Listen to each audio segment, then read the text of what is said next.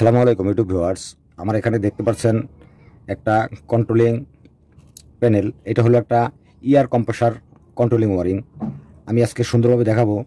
যারা কম্প্রেসার মেশিনের panel board নিয়ে ভাবতেছেন যে আমার একটা ভালো সেফটি হিসাবে আমি একটা কম্প্রেসার প্যানেল বোর্ড তৈরি করবো, তার জন্য আজকে আমার এই ভিডিওটা দেখেন। আমি চালু করি, আগে দেখেন, তারপর সম্পূর্ণ ডিটেলস আমি আপনাদেরকে বুঝিয়ে দেওয়ার চেষ্টা করব।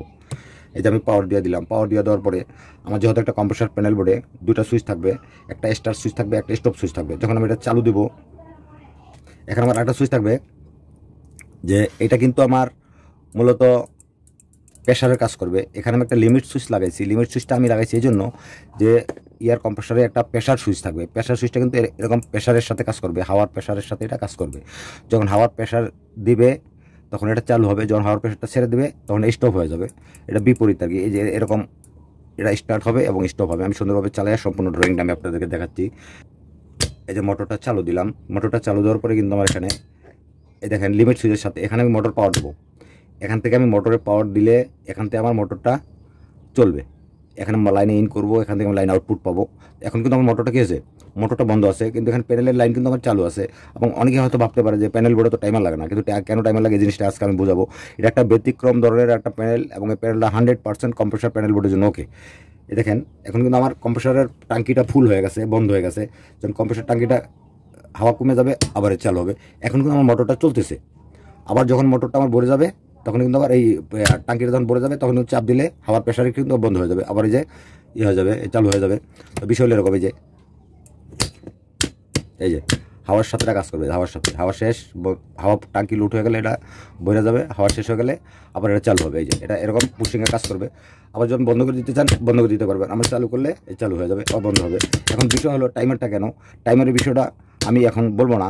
অনেক ভাই হয়তো আছেন যারা এই ধরনের কাজ করেন, বড় বড় টেকনিশিয়ান আছেন, তাদের কাছে আমার একটা মন্তব্য যে আসলে আমি টাইমারটা এখানে কেন ব্যবহার করছি আমাকে বলতে হবে। আর না হয়তো আমি পরবর্তীতে আমি যত এগুলো নিয়ে ভিডিও করি, পরবর্তী আমি একটা ভিডিওতে এটা ডিটেলসটা বলে দেবো যে আমি টাইমারটা কেন ব্যবহার করছি। এখন আমি এই জিনিসগুলো যদি আমি এখানে রেখে দিই, এই দেখেন ক্যামেরাম্যান ড্রয়িংটাকে সুন্দরভাবে বোঝানোর চেষ্টা করো যেন সুন্দরভাবে ড্রয়িংটা বুঝতে পারে। এই যে দেখেন এখানে এটা হলো আমার একটা টাইমার, এটা হলো আমার কন্ট্যাক্ট, মেন কন্ট্যাক্ট। এটা কিন্তু আমার পাওয়ারের জন্য কন্ট্যাক্ট। এই যে RST, এখান থেকে লাইন ইন হবে 3 ফেজ অথবা 2 ফেজ লাইন ইন হবে। এখান থেকে UVW, এখান থেকে লাইন আউটপুট পাবো 3 ফেজ অথবা 2 ফেজ। তাহলে এখান থেকে আমার লাইন ইন হলে এখান থেকে মোটরে আমি আউটপুট পাবো। এবং কানেকশনগুলো কীভাবে করছি দেখেন, এটা কিন্তু আমার পুশ সুইচটা আমি বুঝাইছি। পুশ সুইচ এখানে এটা হলো কমন, এটা হলো NO, এটা এনচি। এই যে এটা হলো আমার কি লাইন, এটা কিন্তু কমন লাইন। কমন লাইনটা কোথায় গেছে দেখেন, কমন লাইনের কাছে কিন্তু আমার টাইমার বেজের চাইরে, এই টাইমার বেজের চাইরে কমন, টাইমার বেজের চার থেকে আমার এই যে এখানে যে মেইন কন্ট্যাক্টটা, মেইন কন্ট্যাক্টের হোল্ডিং কয়েলে, এবং হোল্ডিং কয়েলের বিপরীত আরেকটা লাইন আছে। লাইনটা কোথায় গেছে, এই বিপরীত লাইনে কিন্তু গেছে আমার এই যে লাইন 220 লাইন এখানে ইন হয়েছে আমার স্টপ সুইচে। এই স্টপ সুইচের সাথে আমার এটা কিন্তু কানেক্ট হয়েছে, এবং স্টপ সুইচ থেকে আমার কিন্তু টাইমারের সাথে কানেক্ট হয়েছে। এবং এই টাইমারে কিন্তু কোনো নিউট্রাল দেওয়া যাবে না, কোনো নিউট্রাল নাই। এবং আমি প্যানেলটা আবার চালু করে দেখুন নিউট্রাল নাই। এবং 5 থেকে লাইনটা কোথায় গেছে, 5 থেকে লাইনটা গেছে অক্সিলারির, এই যে অক্সিলারি NO, এখান থেকে পাশে গেছে।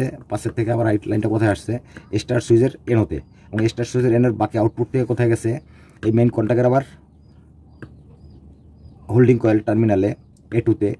এবং A2 থেকে কিন্তু আবার কোথায় গেছে, এই যে NO কন্ট্যাক্ট দিয়ে কিন্তু আবার এটার সাথে অ্যাটাচড হয়েছে। যখন এটা কন্ট্যাক্টটা চালু হবে তখন এই লাইনটা কিন্তু আমার এখানে চলে যাবে। এবং এই যে এখানে আমার নেগেটিভ শুধু এই কন্ট্যাক্টের A2তেই দিতে হবে নেগেটিভ, অন্য কোথাও নেগেটিভ দেওয়া যাবে না। এবং এই লাইনটা জাম্পার হয়ে কোথায় গেছে, এই লাইনটা জাম্পার হয়ে অক্সিলারি এই NO পয়েন্টে গেছে। NO পয়েন্টের বিপরীত থেকে আবার লাইনটা কোথায় আসছে, এই যে আমার পুশ সুইচের এলচিতে আসছে। এই হলো ডিটেলস। এখন আমি যদি আপনাদেরকে দেখাই, অনেকে হয়তো ভাবতে পারে যে ভাই আমাকে এখানে ওভারলোড কানেকশন করে দেখানো হলো না কেন। আমি ওভারলোড কানেকশন করা কিন্তু আসলে সহজ। অনেকে ভাবতে পারেন যে ওভারলোড কানেকশন করা ইম্পর্টেন্ট কিছু না, ইম্পর্টেন্ট কিছু না।